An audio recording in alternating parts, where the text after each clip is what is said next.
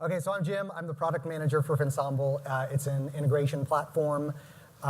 It's scaffolding, like Patrick said, and its focus is on production readiness of the features it offers, so drastically accelerated time to market.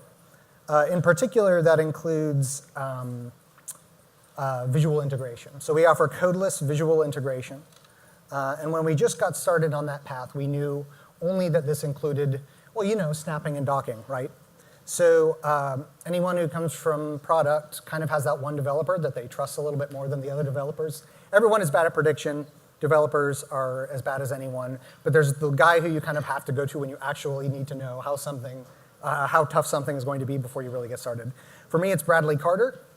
He's here eating a hot dog in the back of his Subaru in Iceland. And according to him, it wasn't going to be a significant challenge to deal with snapping and docking because it's, quote, just math. And for some reason, that made me feel better about it.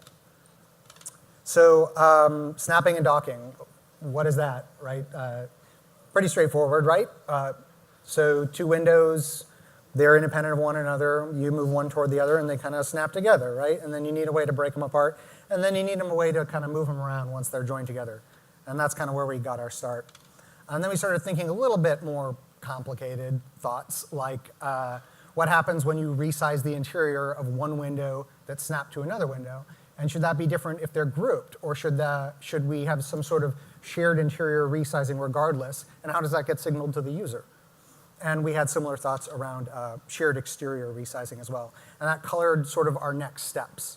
And we started thinking about multiple groups of apps sitting on the desktop, bumping into each other, becoming groups, and when they started to break apart, how exactly did that work? So all in all, we felt like we were making good progress on it. We were about a quarter in. We already felt like we had something, maybe MVP, certainly demoable. People seemed excited about it. And then we started getting to the edge cases, literally edge cases. So snapping and docking is pretty trivial as long as you only think in squares. But once you start arranging interesting shapes on the desktop, it's very easy to confuse an algorithm, even if it's just math, and even if it's designed by really smart people. So we had to spend an inordinate amount of time making sure that moving these little windows into these little nooks and crannies and corners and stuff didn't break docking so that the trading day didn't get disrupted. And likewise, extensive, weird grid shapes, big old boxes with lots of little apps and windows in them. Interior resizing gets just as complicated. Then we needed to start thinking about things like user interface and user experience. For instance, if I break something out of a big old group of apps, do I have an app donut? Or do we take some kind of initiative there and fill that hole?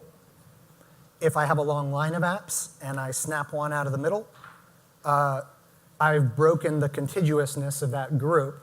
So do the two that remain, are they still a group? How about this guy over on the left over here? What does he do?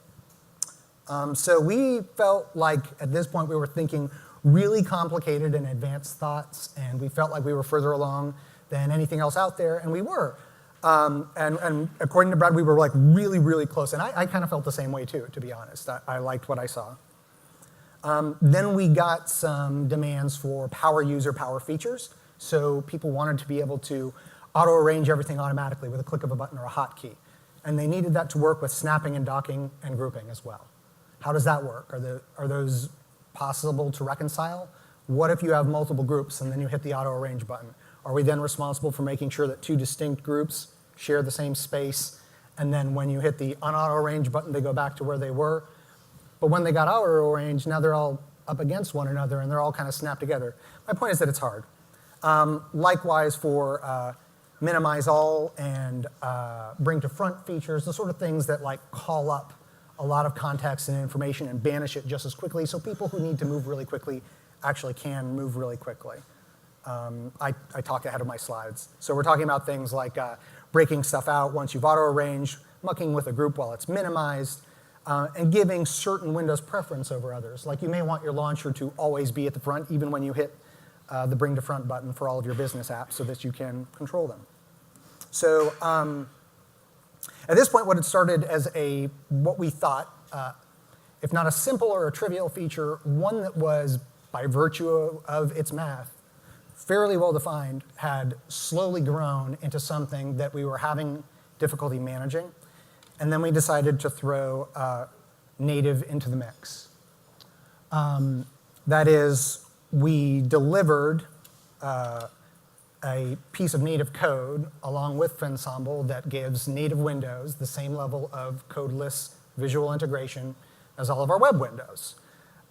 So if you're thinking about that, that's kind of like two blind jugglers throwing bowling pins at each other from across the hallway and just needing all of that to work all the time. Pretty hard to do. It took a long time. And this was the point where Brad and my friendship started getting a little bit strained. So once that was all done, Brad felt like we were done. It took a really long time, longer than we thought. No worthwhile features delivered on schedule. But unfortunately, your users told us that those features were not done. So what needed to come next? Well, tiling. So imagine if you've got one big window occupying your screen, then you drag another window on top of it, and then another, and so on, and so on, and so on, golden layout style. So we needed to do all of that, and then we needed to make it work for native, and then we needed to make it work with all of the other stuff that we were doing. So we needed to have tiling, docking, snapping, and grouping all functioning seamlessly together on your desktop. No code. And then tabbing. So tabbing, we thought we had a pretty clever approach. We have a header that gets preloaded onto your windows. That's where you have all your fun little controls, like group these things together. So we just made it display things that look like tabs. When things get tabbed together, one window gets hidden, and the header changes to make it look like now you've actually got tabs. When I click to the other tab, one gets hidden, another one gets shown. Okay?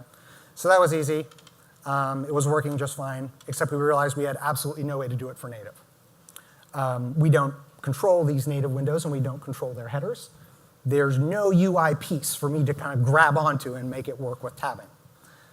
And that's when Brad said that if he didn't get to work on something else soon, he was going to lose his mind. And those were not the words he used, but I'm not comfortable saying that on a recorded demo. In the end, the solution we came up with was to create a little thing called companion window.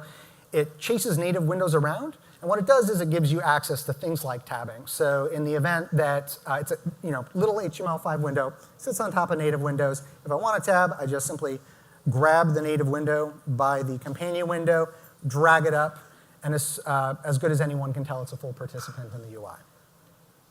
So I've done a bit of, as you can tell, I'm not a PowerPoint expert, but I've done a lot of talking and not much showing.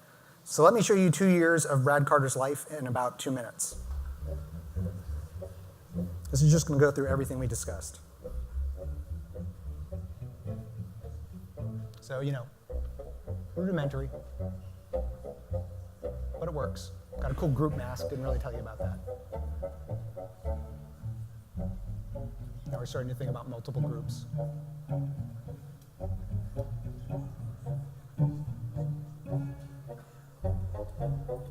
No big deal, right? It's just math.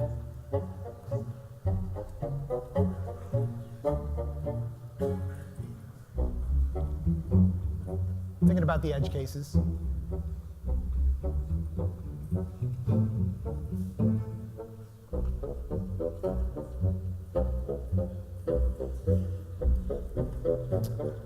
Now we're looking about complicated groups, right?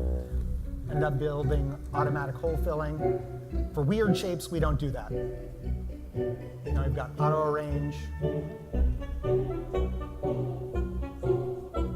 minimizing everything, bringing everything back. Group integrity is preserved. Got a window not participating.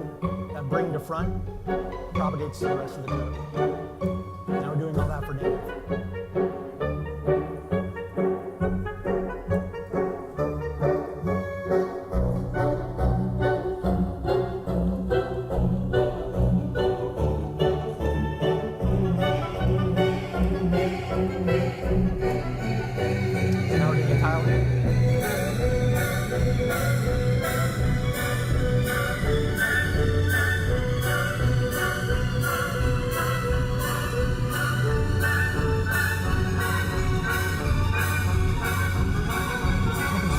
in and out, rearrange how it looks. All works for native. See, we're dragging tabs together. We're making little tab groups of independent applications.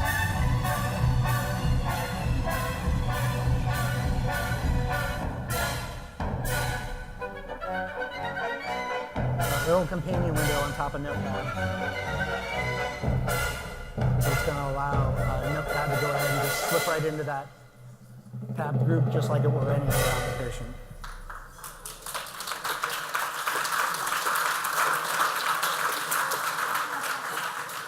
So I had mic troubles, and I don't know how to use PowerPoint apparently, so I'm going to keep the rest of this really quick.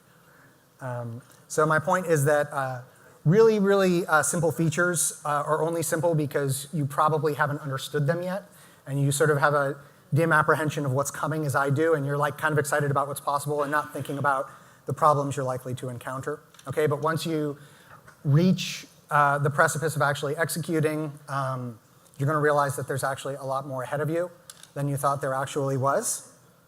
So you essentially have two choices. For us, it was core to our value proposition to climb that mountain all on our own like an idiot.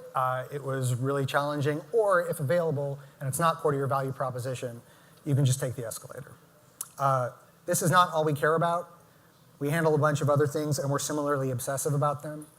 One more thing about Brad. We did salvage our friendship. He was eventually rewarded for his efforts with a nice promotion.